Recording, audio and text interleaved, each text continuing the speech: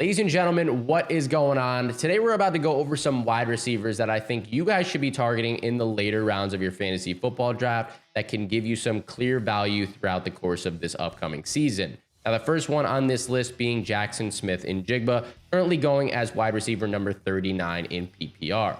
Now, he's coming out of college, entering an offense who was top 10 in passing yards, top 10 in receptions, and top 5 in wide receiver touchdowns last season.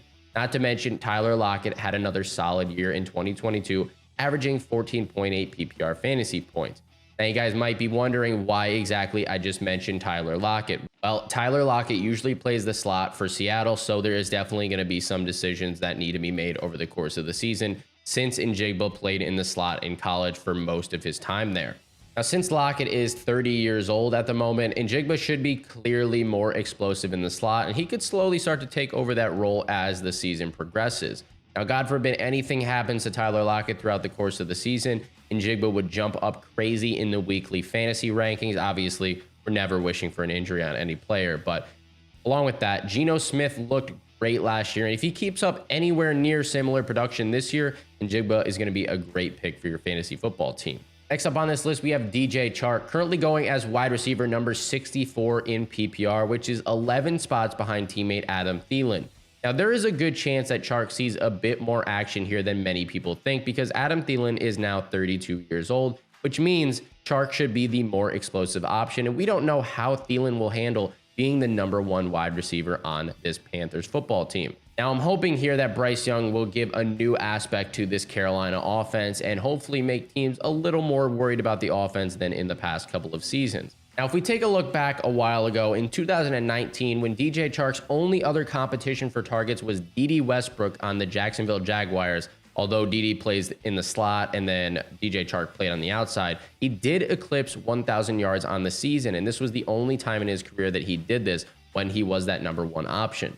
Now, unfortunately, Chark has never played an entire season, either 16 or 17 games in a season, so that might be a red flag to some people, but when he did play 15 games, that was that 2019 season that I just mentioned, where he did eclipse that 1,000-yard mark. Next up on the list here, we have Hunter Renfro, going as wide receiver number 71 in PPR. I think this guy is a real steal. He's a slot receiver on a team that can put up a boatload of points. Now, obviously, he's competing with Adams and Jacoby Myers for targets, but Hunter Renfro is the slot option on this offense, and Jimmy G will hopefully improve production even more here. Now, a lot of people don't want anything to do with Hunter Renfro simply because of his 2022 season, where he had a lingering oblique injury and a concussion, which no one is really talking about here. That's why he's sliding so far down these draft boards.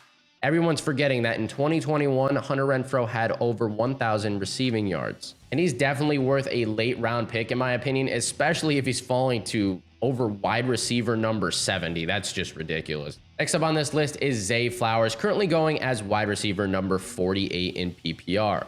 Now, I'm simply willing to take a risk on Zay Flowers just because this Ravens offense has not had any weapons with Lamar Jackson in the longest time. So I'm very curious about how he's going to perform. Wide receiver 1 on this team last season was Demarcus Robinson, and you got to believe that Zay Flowers is going to have a nice impact on this team, definitely more than Demarcus Robinson did last year. Now, you're going to say, okay, well, Odell Beckham's on the team now, but that doesn't really scare me out of picking Flowers too much because I do believe that the ball is going to be spread around a lot, and most of the time, I believe Odell is going to be playing the slot, if I'm not mistaken.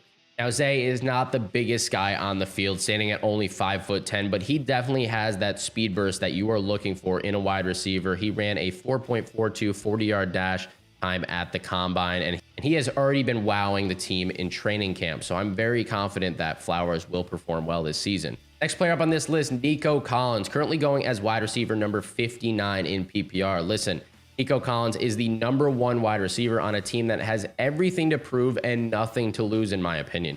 And you would think they can only get better from last season. CJ Stroud at QB should open up some more opportunities for him, even if it's just for the sole reason that Stroud can run the ball if needed. That adds a totally different aspect of the game that defenses have to worry about. Now, reports have come out during the summer suggesting that Collins is Stroud's favorite target through the offseason thus far, which should give you a little bit more confidence here. And he has improved his fantasy production the last 2 seasons in the league here. Big body who stands at 6'4" and around 215 pounds which should indicate that he will be the primary red zone threat for this offense in this upcoming season. I think it's definitely worth a late round stash, in my opinion. One of your last picks, if you're taking Nico Collins, I'm not feeling bad about that whatsoever. Anyways, guys, if you enjoyed this video, drop a thumbs up and subscribe to the channel. If you're new, I will catch you in the next video. Later.